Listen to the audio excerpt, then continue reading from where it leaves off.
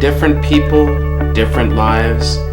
Each person has a special meaning entwined in the fabric of reality. There are universal symbols which foretell our path in life from the cradle to the grave. This is the meaning of the study of esoteric. From old times, there were three key civilizations that were responsible for the development of numerology. One was the early Jews and the Egyptians. Secondly, there were the early Chinese cultures. And then third were the early Hindus.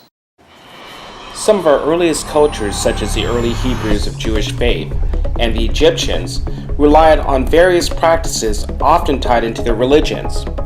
For instance, if you've heard of such practices such as Kabbalah, magic, astrology, tarot, all of these are linked to beliefs that are associated with esoterics, but also lead to other things such as numerology, which we mentioned earlier. They are a means of explaining the world around us and giving power over it through divine mysticism.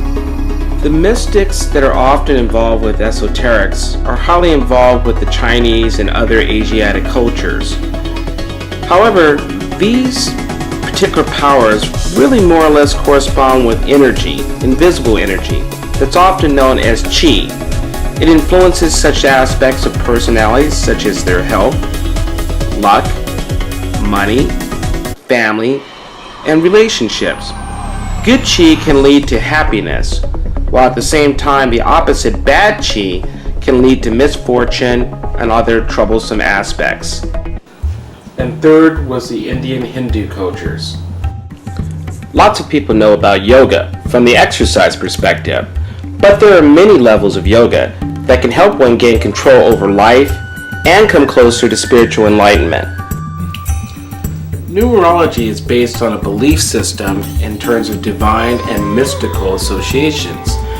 Special relationships are often done between numbers and events which actually occur in life. Each one of the following letters also is associated interchangeably with one of the numbers and therefore has a special meaning. The first point would be that it represents the way of life in terms of the number that's associated with the letter never changes. The second key factor of numerology is that it's closely associated with the fate of one's life in terms of one's ultimate destiny, and it's literally attached to one's name. The third key point of numerology is associated with one's individuality. The fourth key point of numerology is closely associated with one's actual inner soul.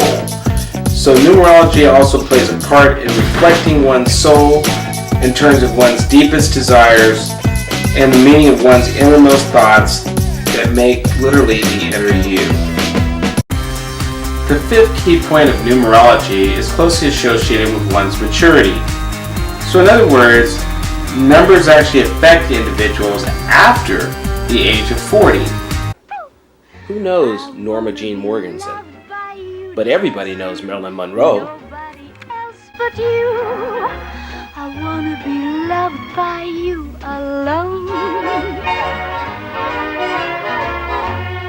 Not too many people know the name of Greta Garbo, but her real name is Greta Gustafsson. Adolf Hitler was also highly involved with esoterics. In fact, he even changed his name from Shekel Gruber to Adolf Hitler to correspond with esoterics. Another example of the power of numerology and esoterics is Joseph Stalin. Joseph Stalin, the leader of communist Russia, had a friend that was directly involved with esoterics. But in order for him to gain power, his friend said that he would need to go ahead and change his name. So Joseph Stalin changed his name from Djugashvili to Joseph Stalin, which is more in accord with the power that was involved with esoterics and numerology. So much of our lives are surrounded by numbers. Think about it. Even the house that you live in, the apartment number, the number of rooms that you have in your house. Things of this nature correspond with the whole concept of numerology. You want money? Try playing the number 8. It's supposed to be a highly powerful number with respect to gaining money. If you're looking for a meaningful relationship, something that might involve having a wife or a girlfriend, then the number 6 is often used in numerology. The lucky number 7 is one that also is a powerful number involved with numerology.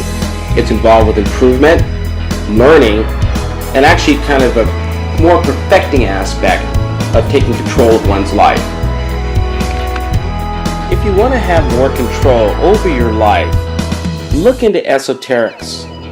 Numerology is but one way, but there are many different paths once you start to learn more about esoterics.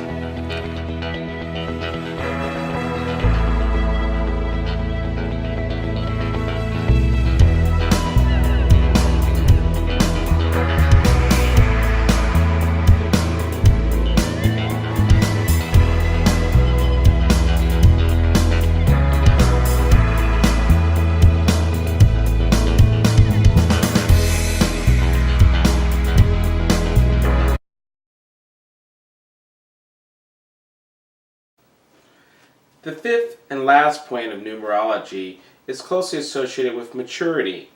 So in other words, it's the process of going through life and what actually one learns from it. So in a sense, becoming enlightened.